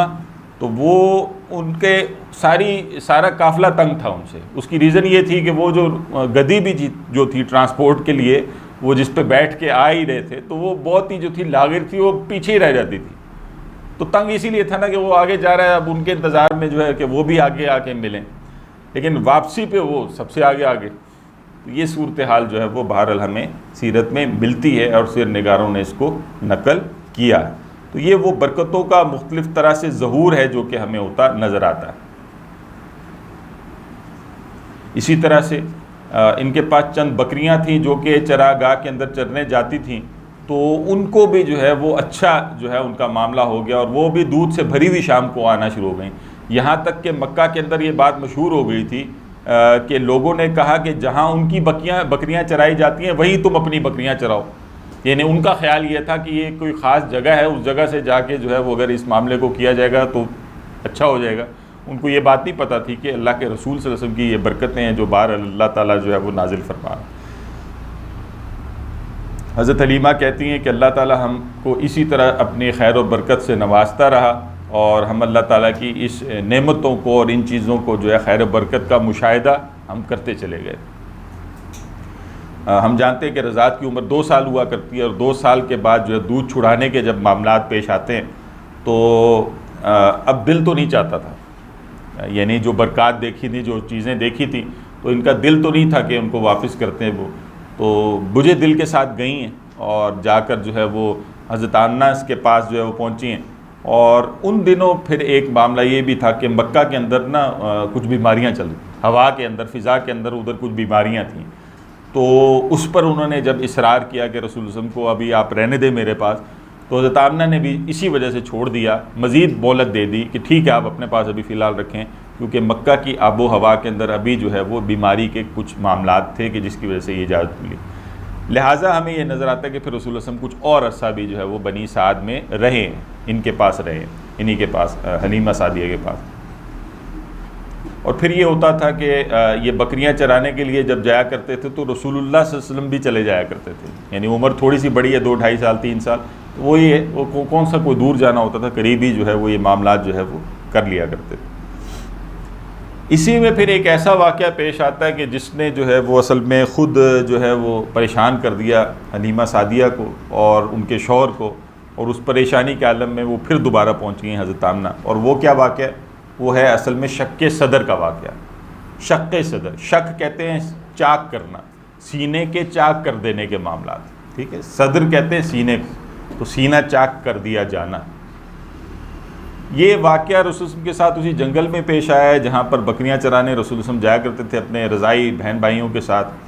تو بھائیوں کے ساتھ، تو وہاں جو ہے وہاں ان میں سے ایک دوڑتا ہوا آیا ہے، اور اس نے پھر آ کر جو ہے وہ حلیمہ کو، اپنی ماں کو جو ہے یہ خبر دی ہے کہ ہمارے جو قریش کے 2 ہم نے ایسے لوگوں کو دیکھا ہے، 2 سفید لوگ ایسے تھے کہ وہ آئے اور انہوں نے جو ہے وہ لٹا کر جو ہے وہ محمد کا صلی اللہ علیہ وسلم سینہ جو ہے وہ چاک کر دیا، اور یہ آ کر خبر دی۔ ظاہر ہے بچہ اتنے ہی بیان کرے گا نا، وہ تو خود دہشت زدہ ہے کہ یہ کیا صورتحال ہوئی ہے۔ تو اس پر حلیمہ اور ان کے شوہر پھر دوڑے ہوئے پہنچے ہیں، تو دیکھا کہ رسول اللہ صلی اللہ علیہ وسلم جو ہے وہ خود بھی جو ہے ان کا رنگ اڑا ہوا ہے، کیونکہ ظاہر ہے یہ ایکسپیرینس تو کوئی مشکل ایکسپیرینس ہے، یہ اس طرح کا نہیں، نیچرل زندگی ہے سارے معاملات، اس میں یہ چیز ہمیں نظر آتی ہے کہ رنگ اڑا ہوا ہے، اور اس میں حضرت حلیمہ نے پھر ان کو اپنے آپ سے لپٹا لیا کہ ان کو تھوڑا سا جو ہے کمفرٹ ملے کہ یہ جو ہے وہ اس سچویشن سے باہر لایا جائے۔ ہمیں یہ نظر آتا ہے کہ شق صدر کا واقعہ جو ہے رسول اللہ صلی اللہ علیہ وسلم کی زندگی میں یہ مطلب کوئی ایک دفعہ نہیں ہوا، بلکہ 4 دفعہ رسول اللہ کے ساتھ یہ معاملات ہوئے۔ اس کی کچھ حکمتیں ہم ابھی دیکھ لیں گے انشاءاللہ، اور کچھ مقامات دیکھ لیں گے کہ کن مقامات پہ ہوئے۔ تفصیل اپنی اپنی جگہ پر کچھ نہ کچھ آ جائے گی، جو اس جگہ کی تفصیل تھی وہ یہاں پر بیان کی جا چکی ہے۔ ایک تو یہی ہے نا، طفولیت کے وقت، یہی جب چھوٹے ہیں رسول اللہ، اس وقت رسول کی عمر جو کہی بھی جاتی ہے سیر نگاروں کے ہاں وہ 4 سال کہی جاتی ہے، 4 سال عمر تھی رسول کی جس وقت جو ہے وہ یہ واقعہ پیش آیا، اور وہ جو 2 سفید اشخاص کا ذکر ہوا ہے وہ اصل میں تو جبرائیل اور میکائیل علیہم السلام، ٹھیک ہے، یعنی وہ فرشتے، اللہ تعالیٰ کے بزرگ فرشتے ہیں جو کہ اس کام کے لیے آئے تھے اور انسانی شکل میں آئے تھے، اور سونے کا تشت ان کے پاس تھا جس کے اندر برف جو ہے وہ موجود تھی ان کے پاس، اور انہوں نے سینہ چاک کیا ہے اور دل کی جو ہے وہ صفائی کی ہے، اور دل کے اندر سے جو ہے وہ ایک جمع ہوا لوتھڑا بھی نکالا گیا ہے، اور جس کو کہا انہوں نے کہ یہ شیطان کا جو ہے وہ حصہ ہے، ٹھیک ہے، یہ چیز ہمیں نظر آتی ہے۔ اور پھر جو ہے وہ سینے اور قلب کو جو ہے وہ گویا بالکل بند کر، یعنی برف سے دھویا گیا ہے، اور پھر واپس لگا کر جو ہے گویا اس کو مہر زدہ کر دیا گیا، ٹھیک ہے، یہ چیز ہمیں نظر آتی ہے۔ مہر اس لیے کہ یعنی ایک تو چیز یہ ہے کہ جو خرابی نکالی جا چکی تو اب وہ ایک نکل گئی ہے چیز، مہر لگ گئی ہے، اب وہ واپس کچھ چیز اس طرح کی داخل نہیں ہو سکتی، اور اسی طرح سے جو ہے وہ خارج سے مزید کوئی شیطان کے حملے اور اس طرح کی چیزیں اس کے اندر انٹر نہ ہوں۔ بہرحال یہ کچھ رائے ہیں جو کہ پائی جاتی ہیں، باقی یہ روایت ہے کہ جو میں نے آپ کے سامنے جس طرح سے ہے اس طرح سے رکھ دی ہے۔ باقی برف سے دھونے میں کیا حکمت ہو سکتی ہے اس کے اوپر تھوڑی سی بات کی ہے ادریس کاندلوی رحمۃ اللہ علیہ نے، اور وہ یہ کہتے ہیں کہ اصل میں گناہوں کا جو مزاج ہے نا، گناہوں کا مزاج وہ گرم ہوتا ہے، اس کے لیے کچھ دلیلیں ہیں وہ دیتے ہیں، ویسے میں آپ کے لیے علم کے طور پر یہاں پر رکھ رہا ہوں مثال کے طور پر وہ یہ جب سورہ نساء اٹھا کر دیکھیں نا تو شروع میں جو مال یتیم کے حوالے سے گفتگو ہے تو اس کو کس چیز سے تشبیہ دی گئی ہے؟ جی مال یتیم کو سورہ نساء میں ناحق کھانے کے حوالے سے کس چیز سے تشبیہ دی گئی ہے؟ کوئی ذہن؟ آگ سے، پیٹ میں آگ بھرنے سے اس کو تشبیہ دی گئی ہے، یعنی گویا کسی نے پیٹ میں آگ کو بھرا، ایک گناہ ہے اس کو آگ سے جوڑا ہے اللہ تعالیٰ نے یہاں پہ، وہ جو کہا نا تاثیر جو ہے گرم ہوتی ہے اس حوالے سے کچھ دلیلیں ہیں وہ اس وجہ سے وہ کہہ رہے ہیں۔ اسی طرح سے احمد اور ترمذی نے ایک روایت کو نقل کیا ہے جو رسول اللہ صلی اللہ علیہ وسلم کی ایک حدیث ہے کہ آپ صلی اللہ علیہ وسلم نے فرمایا کہ صدقہ جو ہے وہ آگ کو ایسے بجھا دیتا ہے جیسے صدقہ جو ہے وہ گناہوں کو ایسے یعنی ختم کر دیتا ہے جیسے کہ پانی آگ کو کر دیتی ہے، ٹھیک ہے۔ ابو داؤد جو ہے وہ خود ایک محدث ہیں اور انہوں نے ایک روایت کو نقل کیا کہ رسول اللہ صلی اللہ علیہ وسلم نے فرمایا کہ غصہ جو ہے وہ شیطان کی جانب سے اور شیطان آگ سے پیدا کیا گیا، تو پھر اسی لیے کہا گیا نا کہ وہ اس کو آگ کو بجھانے کے مترادف یہ کہ تم وضو کر لو، اسی حدیث کے اندر جو وضاحت کی گئی ہے اس کے لیے غصہ ہے تو وضو کر لے۔ بہرحال یہ کچھ چیزیں سامنے رکھتے ہوئے اس کے اوپر اس طرح سے بھی گفتگو کی گئی ہے، تو یہ ہے وہ ایلیمنٹس جس کے تحت یعنی ایک حکمت تھوڑی سی اس کی واضح کرنے کی جو ہے وہ بات ہے کہ وہ برف سے کیوں دھویا گیا اور کیا معاملہ۔ اس میں ایک چیز جو مزید یاد رکھنے کی ضرورت ہے کہ یہ جو مہر کی گئی ہے نا، یعنی شک صدر کی بنیاد پر جو مہر کی گئی ہے مہر نبوت نہیں ہے، مہر نبوت بالکل ایک علیحدہ چیز ہے، اور اس کی نشانی آپ کہہ لیں وہ برتھ مارک کہہ لیں جو کہ شروع سے ہی تھا، وہ یہ ایسا نہیں ہے کہ وہ بعد میں جو ہے وہ کوئی چیز اس طرح سے جو ہے وہ آئی، اور وہ بچپن سے تھا، اور علماء بنی اسرائیل جو ہے اس حوالے سے رسوم کو جانتے تھے، ٹھیک ہے نا، ان کی جو ہے کتابوں کے اندر یہ چیزیں اسی طرح سے نقل تھی نا، یہ ساری باتیں تو تھی۔ پھر یہ کہ 10 سال جب رسوم کی عمر ہوئی ہے تب بھی یہ شک صدر کا واقعہ جو ہے پیش آیا ہے۔ اس میں جو مواقع مختلف اور ہیں نا، ایک تو یہ بتا دیا 4 سال کی عمر میں، ایک ہے 10 سال کی عمر میں، ٹھیک ہے، اور تیسری بار جو ہے وہ بعثت کے وقت یعنی جب رسول کی 40 سال عمر ہوئی ہے اس وقت بھی یہ چیز نظر آتی ہے، اور چوتھی بار جو نقل کی ہے اس کو محدثین نے بھی کثیر تعداد میں نقل کیا، بخاری نے، مسلم نے، ترمذی نے، نسائی نے، سب نے نقل کیا، وہ ہے واقعہ معراج، اس وقت بھی جو ہے وہ شک صدر کا واقعہ جو ہے وہ پیش آیا۔ اچھا، اس میں ایک امپورٹنٹ بات ہے جس کو ذہن کے اندر رکھنا ضروری ہے، جیسے کہ میں نے آپ کو فرق بتایا نا کہ جو مہر یعنی وہ جو ہے وہ مہر ہے وہ مہر نبوت کا فرق اور اس کا فرق واضح کیا۔ ایک دوسری چیز ذہن میں رکھیں کہ کچھ لوگ یہ کہنا شروع کرتے ہیں یا کہتے ہیں کہ یہ کوئی فزیکل ایکسپیرینس نہیں تھا، یعنی یہ شک صدر نہیں ہے، اصل میں یہ شرح صدر ہے، یعنی رسول اللہ صلی اللہ علیہ وسلم کو شرح صدر حاصل ہو گئی کسی، شرح صدر کا یہ ہوتا ہے نا کہ سینے کے اندر، یعنی ایک انسان جو ہے وہ تیقن کے ساتھ کسی چیز کے پیچھے لگ جائے تو یہ چیز، ایسا نہیں ہے، یہ بات غلط ہے، یہ بات سرے سے غلط ہے، یہ رسول کے ساتھ فزیکلی ایسا ہی ہوا ہے جیسے بیان کیا جا رہا ہے۔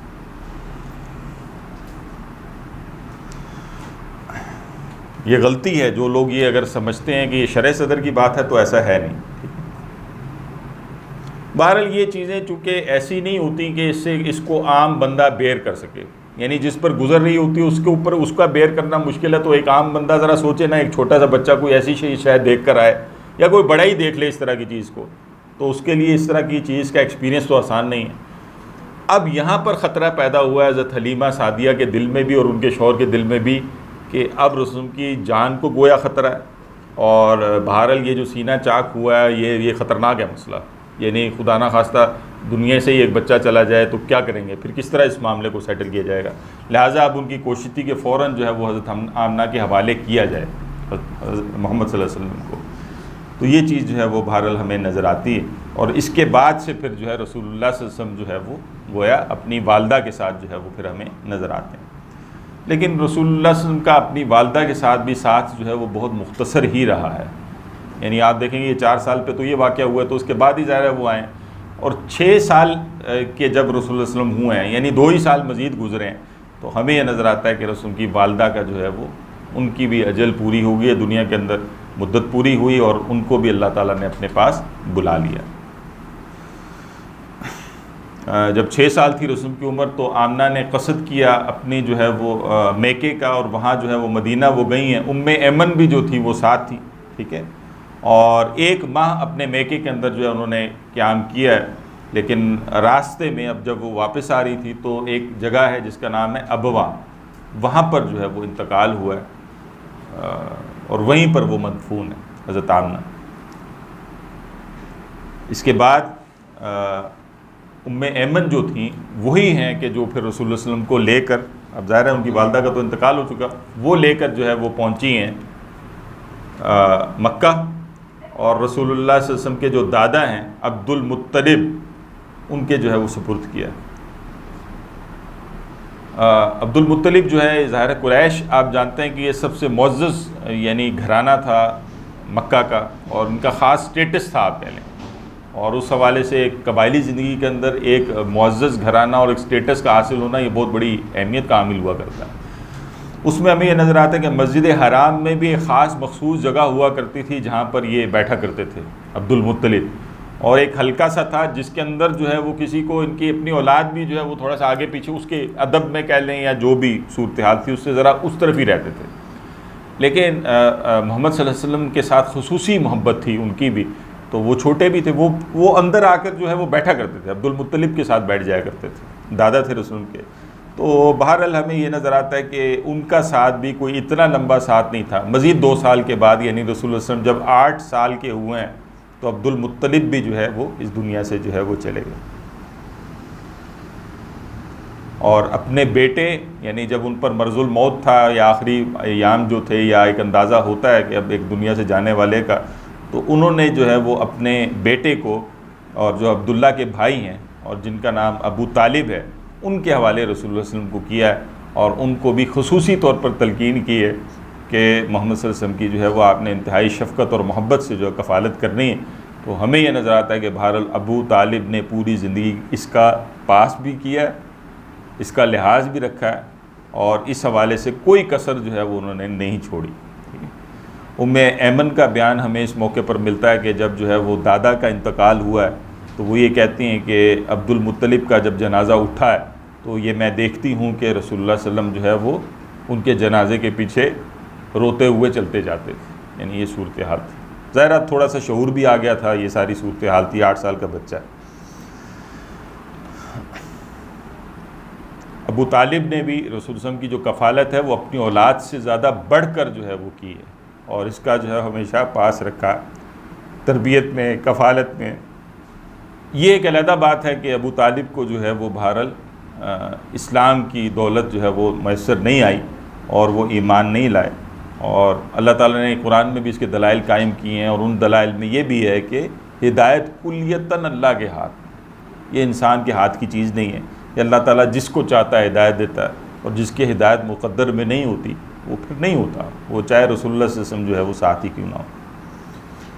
اس میں ایک ضمنی طور پر اور بھی بات ہے، خاص کر وہ لوگ جو کہ دعوت کا ظاہر کام جب آپ نے کرنا ہے اور اس حوالے سے ایک مسلمان کی ذمہ داری بنتی ہے، ایک پہلو سے یہ بات ٹھیک ہے کہ آپ کو دعوت کے کام کرنے کے لیے اپنے عمل کو درست کرنا بہت ضروری ہوتا ہے، لیکن دعوت کے مؤثر ہونے میں یہ بالکل ایک علیحدہ بات ہے۔ دعوت کا مؤثر ہونا یعنی اثر پذیر ہو کر کسی نتیجے کا نکل آنا، یہ بالکل ایک علیحدہ بات ہے۔ گویا یہ دو علیحدہ چیزیں ہیں۔ خود میں اللہ کا بندہ بنوں یہ ایک علیحدہ چیز ہے، اور میں کسی دوسرے کو دعوت دوں یہ بالکل ایک علیحدہ چیز ہے، اور اگر میں عمل نہیں کر رہا تو میں دوسرے کو بھی دعوت نہ دوں یہ غلط بات ہے۔ اس کا مطلب ہے آپ پہلا بھی فرض پورا نہیں کر رہے، دوسرا بھی نہیں کر رہے۔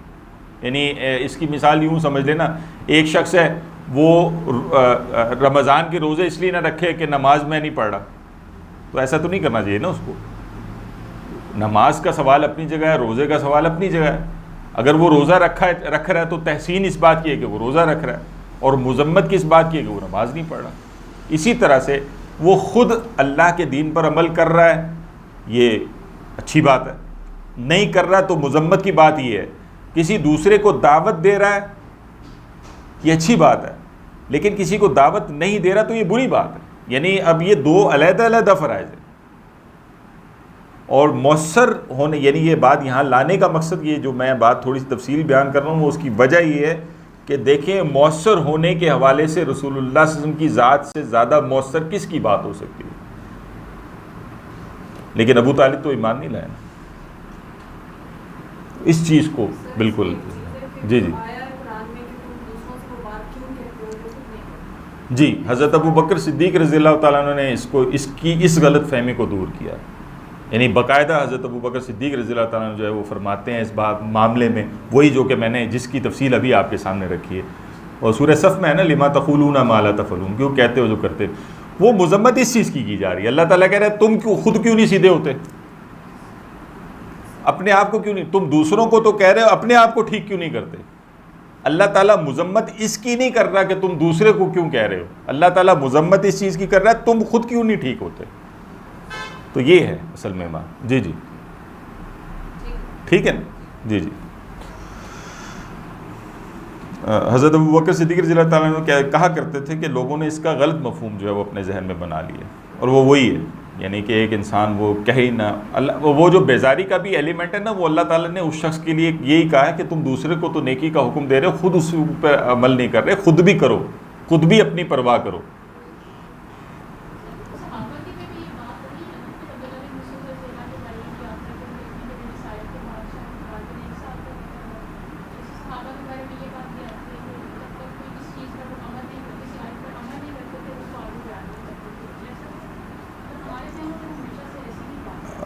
دیکھیں صحابہ کرام کا معاملہ نا اس حوالے سے بڑا زبردست ہے، اس کو ذہن میں رکھیں. صحابہ یہ جو کہا جاتا ہے نا کہ وہ خود عمل نہیں کرتے، تو مطلب وہ خود عمل اسی وقت ہی شروع کر دیتے تھے. وہ ہماری طرح ڈیلے فیکٹر نہیں ہوتا تھا، یعنی ایسا نہیں ہوتا تھا کہ وہ جو ان کے سامنے اللہ کا حکم آتا تھا یا اللہ کے رسول کی کوئی بات آتی تھی تو یہ کہا کرتے تھے کہ فلاں وقت میں کر لوں گا، آگے جا کے کر لوں گا. بلکہ جیسے ہی ان کو سمجھ میں آتی تھی وہ اس پر عمل بھی کرتے تھے، اس کو آگے بھی پہنچاتے تھے. یہ چیز ایسے ہے. ہمارے ہاں تو اس کے بعد بھی ہم سوچتے رہتے ہیں نا، نہیں یہ چیز ان میں نہیں تھی. اس کی بہت ساری وجوہات ہیں، وہ پھر کسی اور وقت میں دیکھا جا سکتا ہے. ٹھیک ہے نا، بات کلیئر ہو گئی ہے؟ سوال ہے ابھی بھی؟ جی ٹھیک ہے.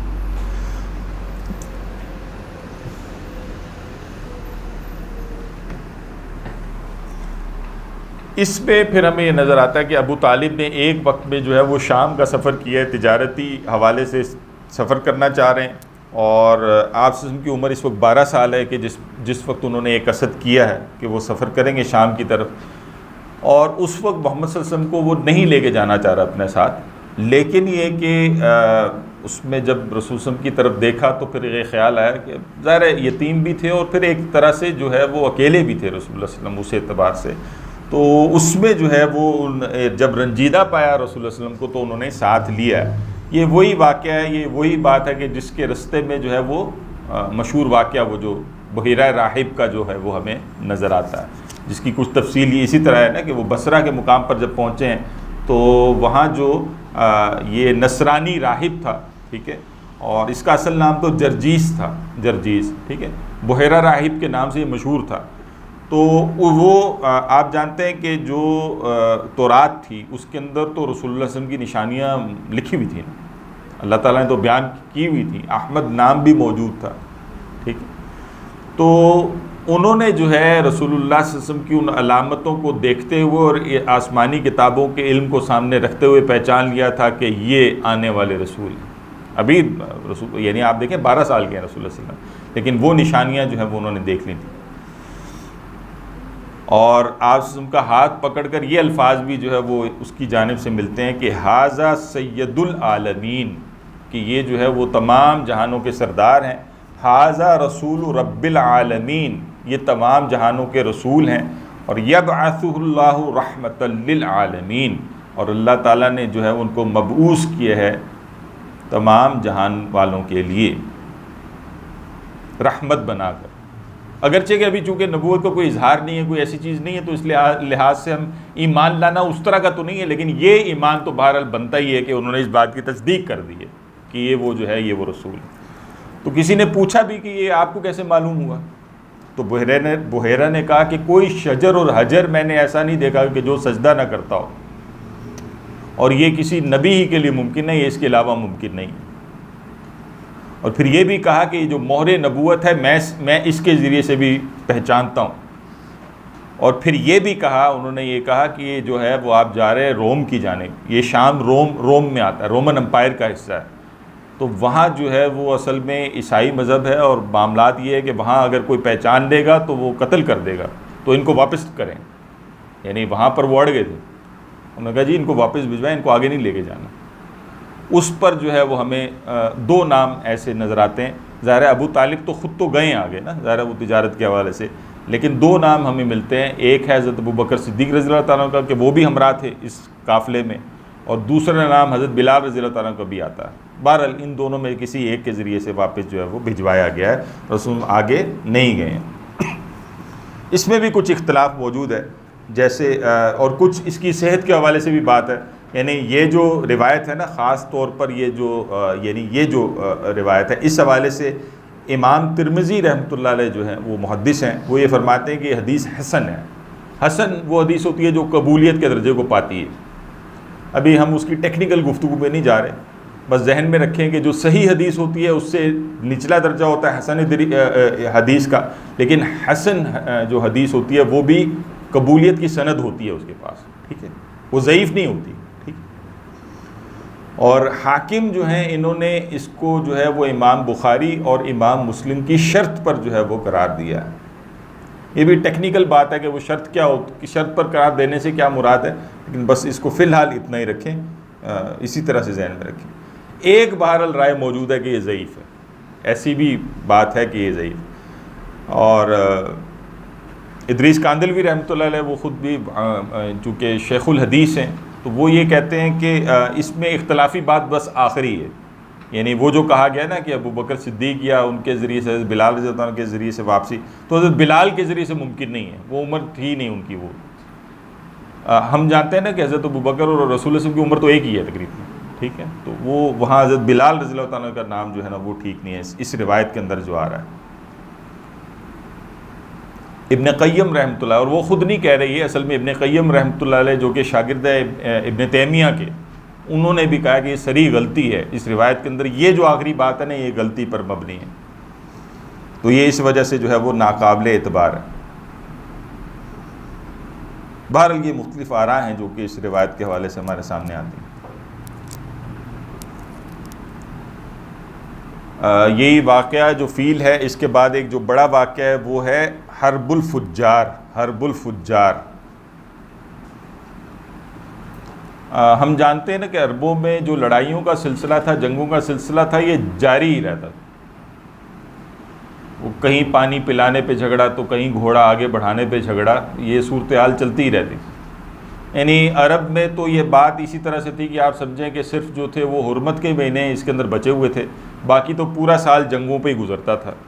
اسی لیے آپ ان کے ہاں جو ہے وہ دیکھیں گے کہ وہ کوئی ان کے ہاں وہ کوئی سویلائزیشن، کوئی عمارت اور اس طرح کی چیزیں آپ کو نظر نہیں آئیں گی. اور یہ بھی آپ کو پتہ ہی ہے کہ بہرحال حرمت کے مہینوں کو بھی وہ آگے پیچھے کرتے رہتے تھے جنگوں کی وجہ سے ہی. وہ وجہ جنگ ہی ہوا کرتی تھی، یعنی کہیں پہ اب جنگ بڑھ گئی ہے تو پتہ چلا حرمت کے مہینے کو ہی آگے پیچھے کر دیا انہوں نے. تو یہ چیزیں بہرحال ان کے اندر چلتی تھی.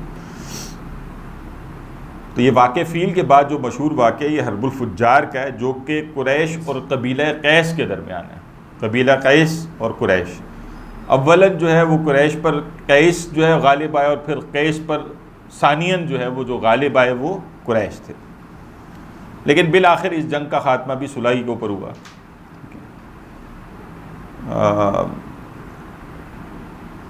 بعض دن ایسے ہیں جس میں آپ نے اپنے چچاؤں کے ساتھ جو ہے اس جنگ میں شرکت کی ہے، یعنی رسول اللہ صلی اللہ علیہ وسلم کا ملتا ہے کہ شرکت کی، اگرچہ کہ رسول اللہ صلی اللہ علیہ وسلم نے خود کسی کو قتل نہیں کیا اور اس طرح کے معاملات نہیں کیے، لیکن اپنے چچاؤں کو تیر پکڑائے ہیں، یعنی اس طرح کی بات ہمیں ملتی ہے.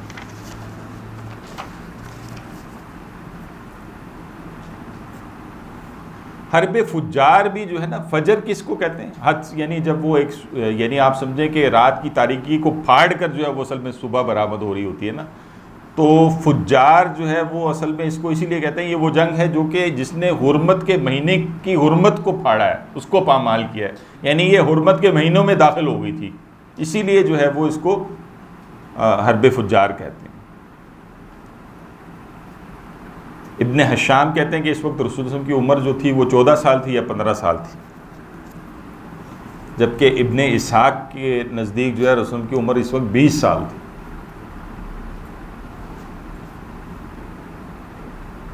اس کے بعد ایک وہ بہت مشہور واقعہ ہے رسول اللہ کی زندگی کا اور نبوت سے قبل، اور جس کا ذکر کرنا یعنی لازم ہے، وہ ہے حلف الفضول۔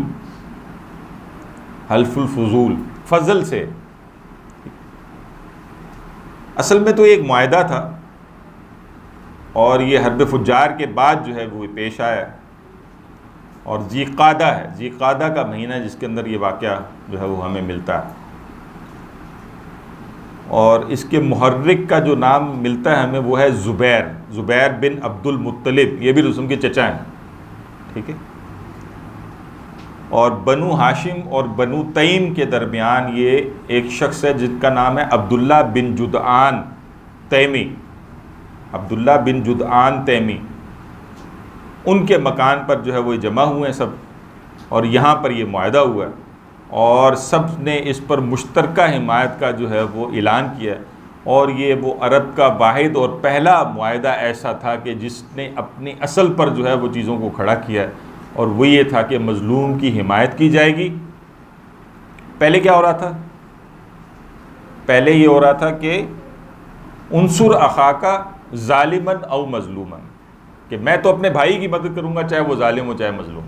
ٹھیک ہے۔ رسول کی ایک حدیث میں نا یہی الفاظ استعمال کیے گئے، لیکن وہاں کسی اور طرح سے استعمال کیے گئے ہیں، وہ ابھی میں اس طرف نہیں جا رہا، لیکن ان کے یہ اس وقت زمانہ جاہلیت میں جو استعمال ہو رہے تھے وہ یہ اس بات پہ ہو رہے تھے کہ میرے قبیلے کا بندہ اگر کسی کو قتل بھی کرایا ہے نا تو میں اس کی حمایت کروں گا، میں اس کی نہیں کروں گا جس کو قتل کیا گیا۔ حلف الفضول کی اہمیت اس بات پر ہے کہ پہلی دفعہ ایسا معاہدہ ہو رہا تھا جس میں ہر حال میں مظلوم کی مدد کرنا جو ہے وہ سامنے تھا، یعنی اپنا ہو یا پرایا ہو اس کو نہیں دیکھا جائے گا، مظلوم کو دیکھا جائے گا۔ مظلوم اپنا بھی ہے تو بھی حمایت اس کی ہوگی، اور اپنے سے غیر ہے تو بھی حمایت مظلوم کی ہوگی، دیسی ہو یا پردیسی ہو، اس جگہ کا ہے، مکہ کا ہے تو بھی اس کی حمایت کی جائے گی اگر وہ مظلوم ہے، اور اگر وہ شام سے بھی اٹھ کر آ گیا کہیں باہر کا بھی ہے تو بھی یہ نہیں کہا جائے گا کہ یہ فلاں جگہ کا ہے تو میں اس کی حمایت نہیں کروں گا، اس مظلوم کی مدد کی جائے گی۔ اور حت الوسع جتنے بھی جو ہے ریسورسز اس کے لیے جو ہے وہ درکار ہوں گے اس سب کو بروئے کار لایا جائے گا۔ یہ وہ عظیم معاہدہ تھا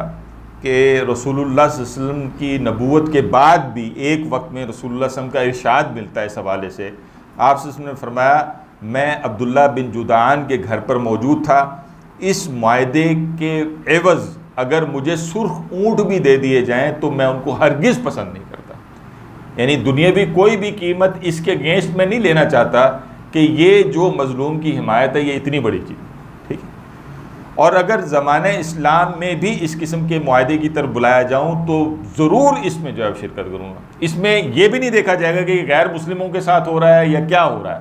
یعنی یہ کاز اتنا بڑا ہے، یہ انسانیت کا کاز ہے اصل میں، یعنی اس سے اصل میں وہ عدل قائم ہوتا ہے نا، اصل عدل کی بنیاد ہی ہے نا، ٹھیک ہے۔ تو یہ چیز جو ہے وہ ہمیں نظر آتی ہے۔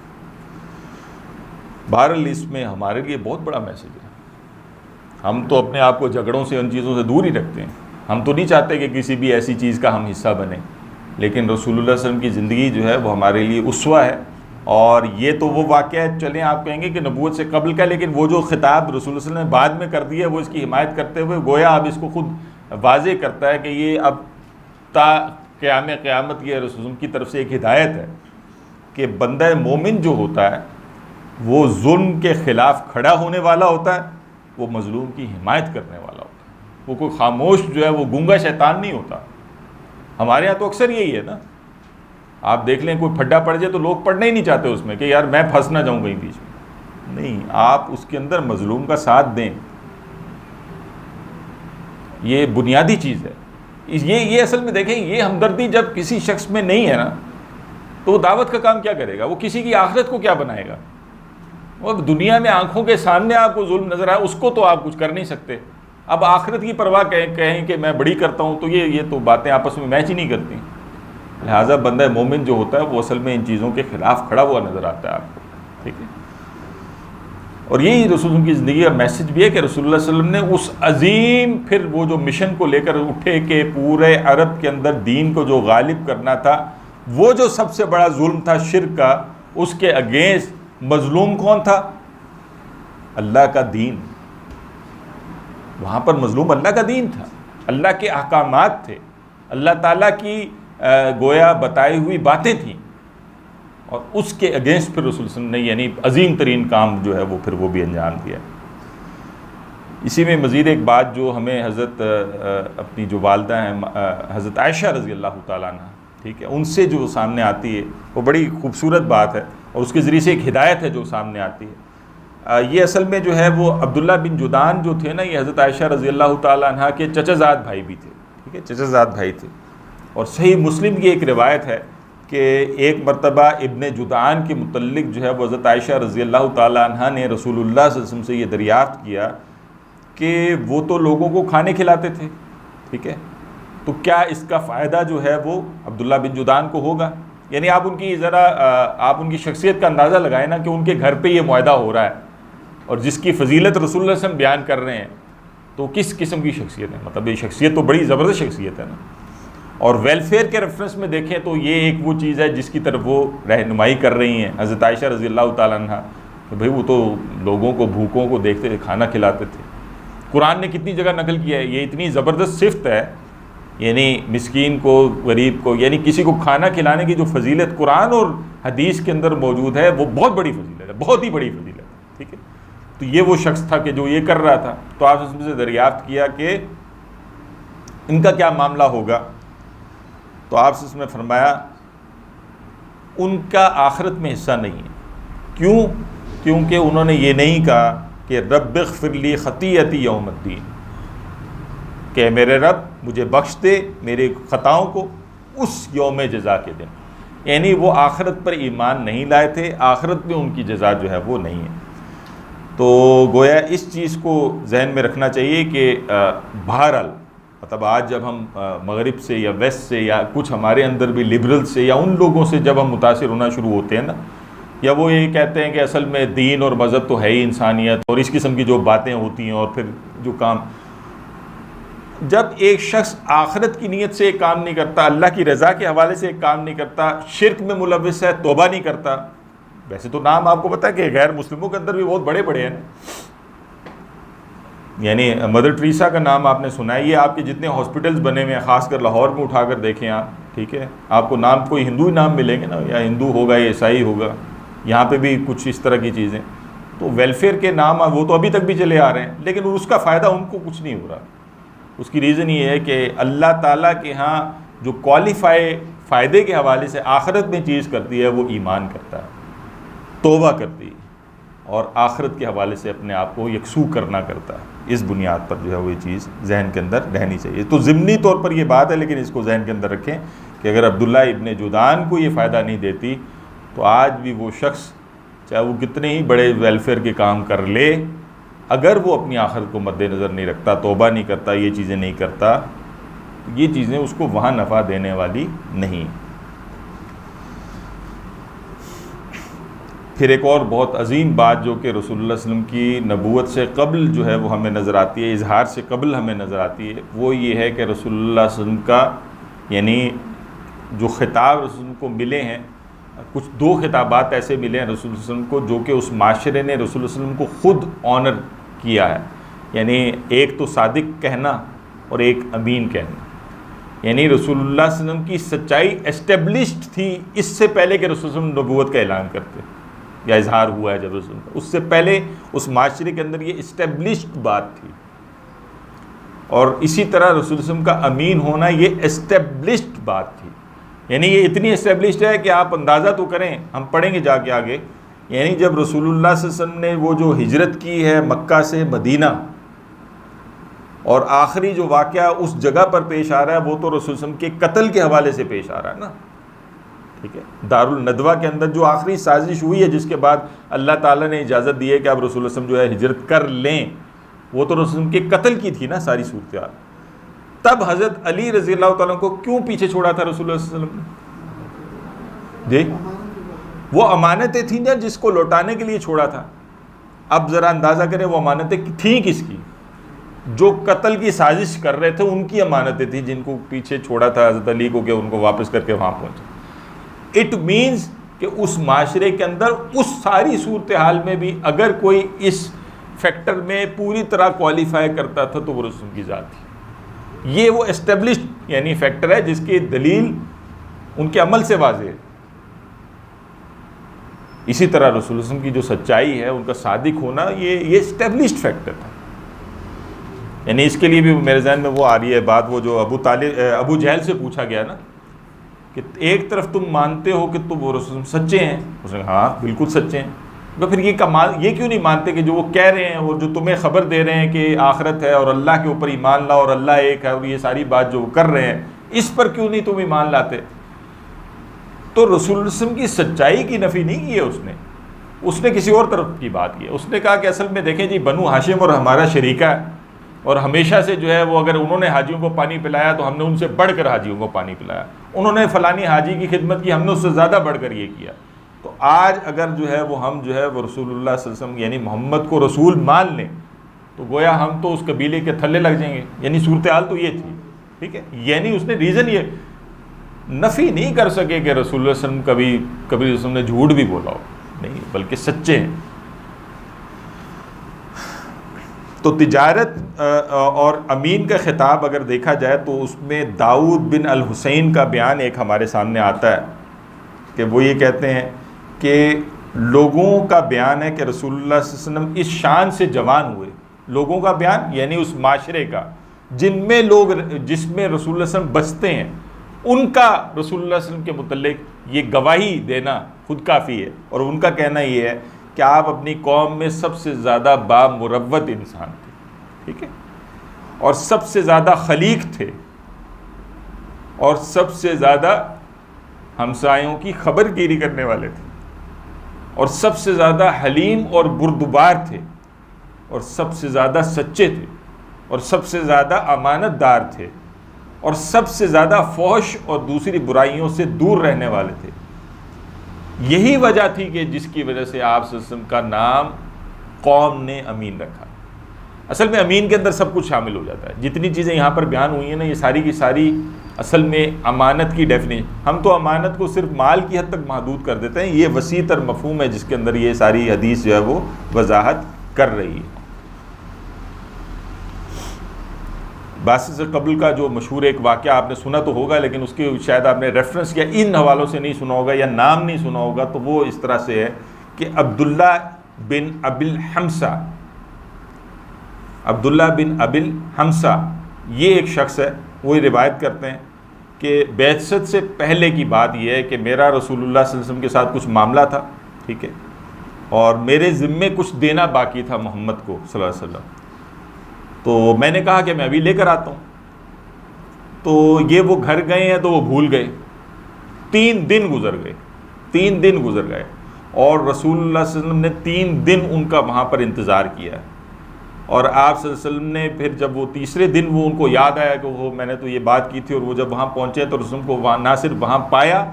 بلکہ آپ صلی اللہ علیہ وسلم نے پھر ان سے یہ کہا، صرف اتنا کہا کہ مجھے تم نے زحمت دی، میں 3 دن سے تمہارا یہاں پر انتظار کر رہا ہوں. یہ ابو داؤد نے اس طرح سے نقل کیا.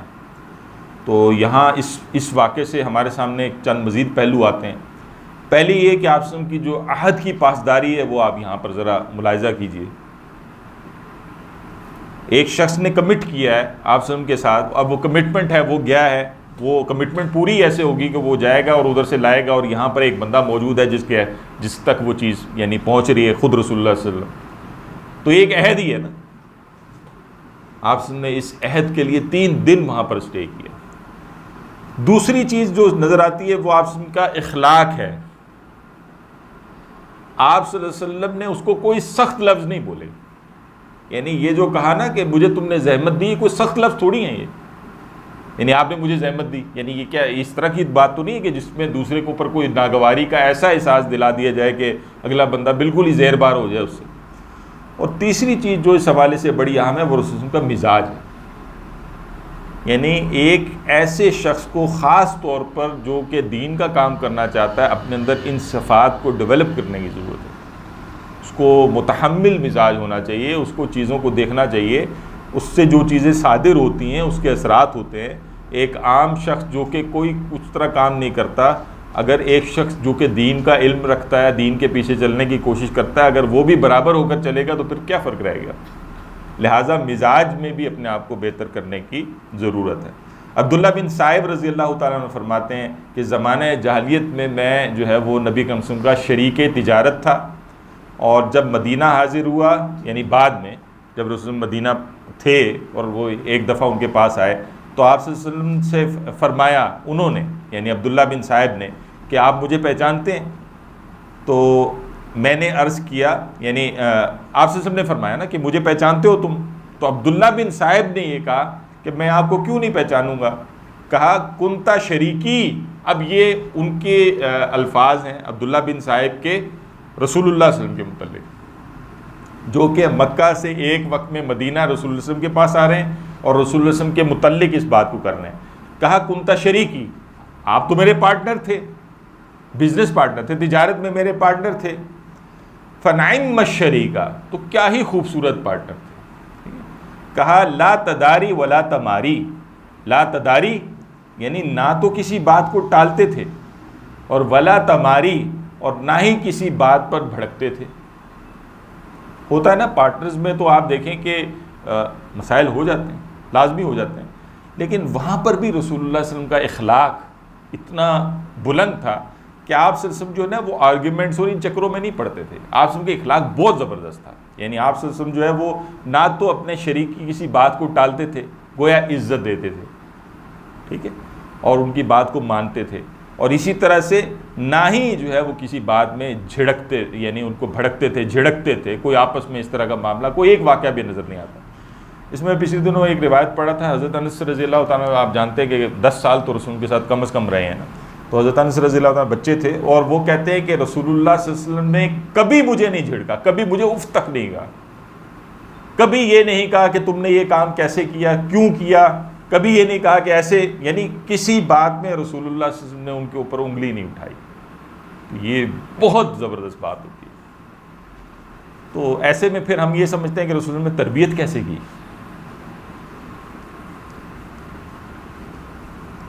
اصل میں اخلاقی تربیت بالکل ڈیفرنٹ چیز ہوتی ہے نا. اخلاق خود ایک تربیت کسی اور طرح کا ہے. وہ واقعہ آپ کو یاد ہے, وہ ہم آگے چل کے پڑھیں گے بھی. ویسے وہ جو ایک شخص تھا جس نے رسول اللہ کے اوپر تلوار سونت لی تھی اور کہا تھا کہ تمہیں مجھ سے کون بچائے گا, تو رسول نے کہا تھا کہ مجھے اللہ بچائے گا. اب اس روب میں اس کے ہاتھ سے تلوار گر پڑی تھی, تو اب رسول نے کہا اب تمہیں کون بچائے گا؟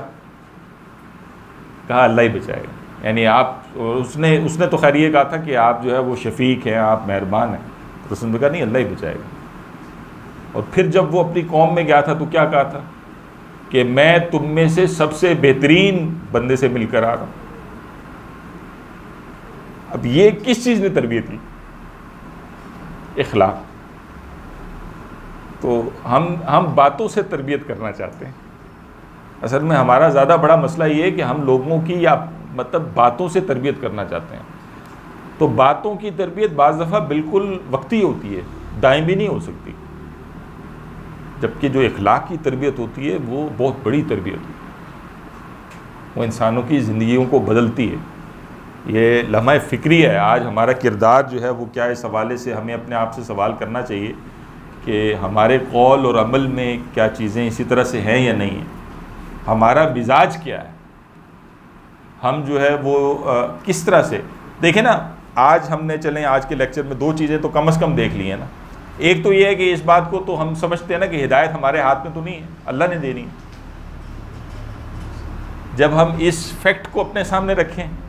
اور دوسری طرف اپنے اخلاق کو بہتر کریں تو یہ بات مکمل ہو جاتی ہے.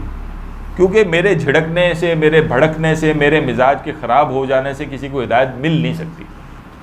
تو میں اپنا اخلاق درست رکھوں تو ہدایت ملنی ہوگی, تو یہاں سے پھر بھی مل جائے گی, اور اس سے جو ملے گی تو وہ پھر بہترین ملے گی. یعنی وہ صحابہ کرام جیسی شخصیات کیوں برآمد ہو گئیں؟ اخلاق ایسے تھے رسول. تو بس اسی پر آج اکتفا کرتے ہیں. اللہ تعالیٰ سے میں دعا کرتا ہوں کہ اللہ تعالیٰ ہمیں بھی اپنے مزاجوں کی اصلاح کی توفیق عطا فرمائے, اور اللہ تعالیٰ ہمیں بھی جو ہے وہ ان چیزوں کو سمجھ کر جو ہے وہ واقعتاً اپنی زندگی کو جو ہے وہ ان اصولوں پر جو ہے وہ آگے بڑھانے کی توفیق عطا فرمائے۔ اقول قولی ھذا واستغفر اللہ لی ولکم ولسائر المسلمین۔